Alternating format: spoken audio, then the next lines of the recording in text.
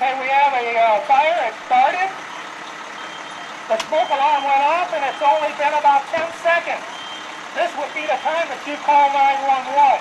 You're calling 911. You're reporting that you've had a fire. Temperature is building up at the ceiling. It's going to take about a minute to get our call done through 911. After the call goes out, it's going to have to go to the engine crews. We're going to give them 4 minutes to respond. So they will show up on scene in about 4 minutes and 30 seconds. The temperature is building up at the ceiling. If you look at the floor, it is clear. The fire has to breathe like a human being does. It breathes along the floor. That is why you need to be down on the floor when you're trying to escape a building during a fire. It breathes on the floor. You get down on your belly and put your nose against the floor and you drag using your arms and legs. That is where it is breathing.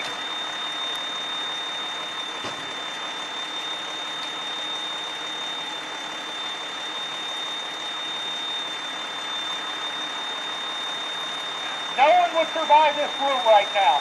And we are only at 1 minute, 16 seconds. The fire was started in a wastebasket that was next to the bed. Someone carelessly dropped a cigarette butt into the ashtray, or into the wastebasket, and it set it off.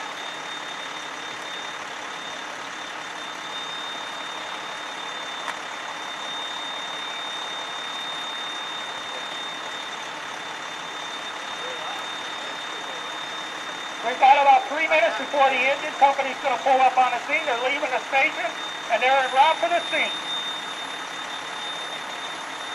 As you can see, the fire is contained to the room. The sheetrock is holding. Sometimes if it's very intense, it'll fail. It'll fall from the ceiling. If it does that, it'll either spread into the attic area or the void between 2 floors, and that's very bad for a firefighter. If it gets up into those voids, it's going to overtake the building.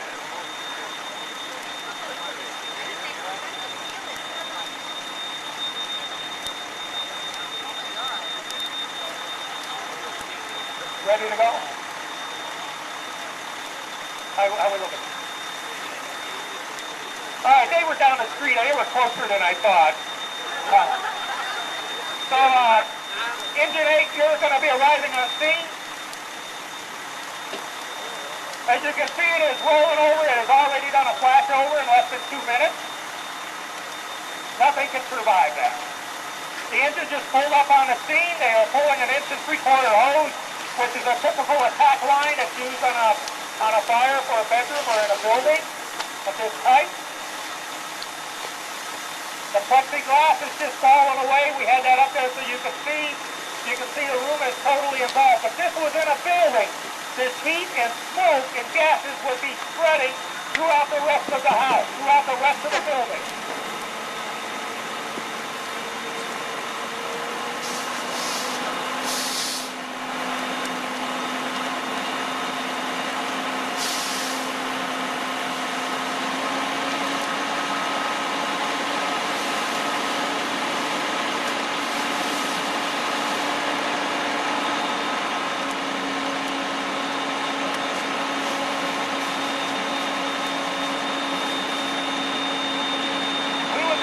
Aggressive on our firefighting, but I asked the firefighters to do it kind of gently, so if you want to go up there and look at the inside of the room, a lot of the contents are not disturbed. So we would be using more pressure and a lot more water if this was a real dangerous fire.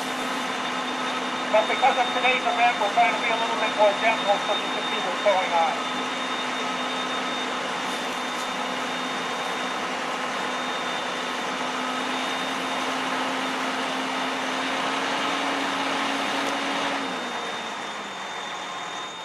Some of the things to remember when you saw that big column of thick black smoke that was going up in the sky, if this was in your house, that's going to stay in your house, and that smoke alone is probably going to cause another $50,000 to $75,000 damage in the home. The fire could be confined to the bedroom, but the heat and the smoke and the gases can go throughout the rest of the house and do as much damage as the flames itself. Not to mention to take lives. About 90% of the people that die in fires die of smoke inhalation. They're dead before flames ever get to them because that smoke stayed inside the building. You literally drown in the smoke is what you do. All right, on our next fire, we have a room and the conditions are exactly the same Only this is with an automatic sprinkler system in it, and this is what we prefer. This is like the airbag in the car. Sprinkler systems are designed to get you out of the building. They're not really made for property conservation when it comes to residential units. We want you to get out of the building. We can build another building. But we want you to get out, and you saw how quickly this fire can spread. You need something to help you get out of the house. Oh. Too late. It's already out there. Already, about 15 seconds.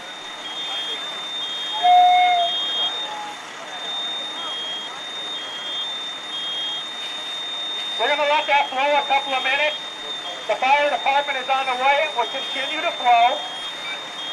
You're out of the house. The kids are trying to get out of the bedroom. You're trying to go down the stairs.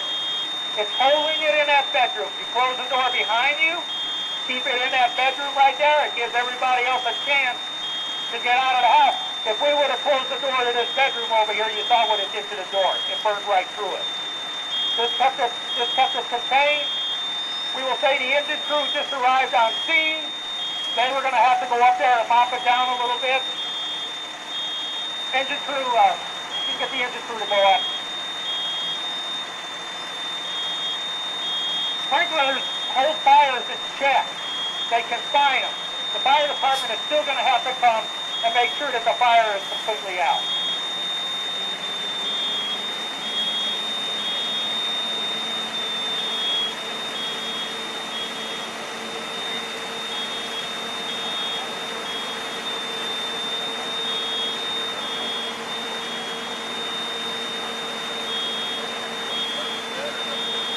Let me just wait for an off clear. Just hold up. Where's my tape? Do we feel confident that people can walk up?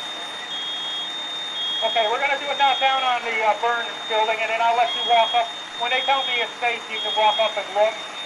I'm going to put some cones out. I wouldn't like you to go past those cones out there, just because there are some gases coming off. Even after a fire is extinguished, it puts out deadly gases. That's why the firefighters are wearing their self-contained breathing apparatus. But just from sitting in the bleachers, if you look at both of the rooms, which one would you rather be in if it caught fire? I think you're going to have a chance of getting out of there if you were in the room on the left.